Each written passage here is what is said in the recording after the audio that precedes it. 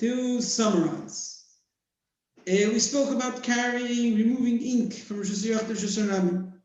No matter which form, dried ink on the quill, and the quill on the feather, it's all the same. We're not sure if you have so if you carried ink enough to write 2 letters, no matter in which form.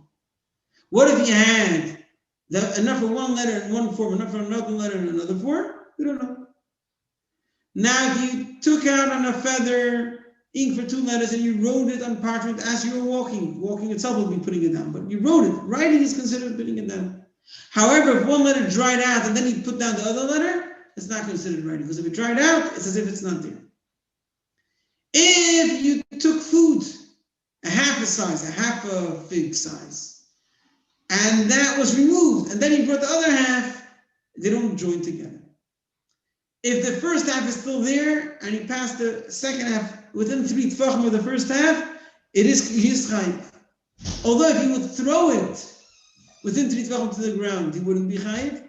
Passing it in his hand is resting in his hand. Resting makes him chayiv. Then we spoke about if you carry 2 halves of let's say, a dried fig of food. One half you put in one Rosh Hashanah, one half in another Rosh Hashanah. Says Rabbi Yishir Pot. What does it mean one Rosh Hashanah, another Rosh Hashanah? Says Rabbi, if there's a Rosh Hashanah in between. Says Abai, even if there's a Carmelis in between. Says Rava, even if there's a log which doesn't qualify as a Carmelis, it's less than 4 tefachim wide, still it divides, because practically it divides in 2 places. And if a husband would give a get to his wife, and he would say, you could use a spot in my property, and it would land on this log, it wouldn't be a good divorce, because that log is like a separate place in his property. And that's not included in saying that I gave you one place on my property. So here as well, it's considered like a separate place, and therefore he's not chayiv when the 2 sides are going to Rav. Then we spoke about makeup. If you carry makeup, then it's the sizes. If it's enough to put on one eye, I would put on one eye. That's the proper way to do it. To cover one eye, then the other eye is open. In another brayso, we see that you put makeup in 2 eyes. That's in small villages. In small villages, they don't have to be so careful, because the whole attitude there is more refined, more controlled. You don't have to be that careful. But however, if you're in a big city, then you need to have more protection.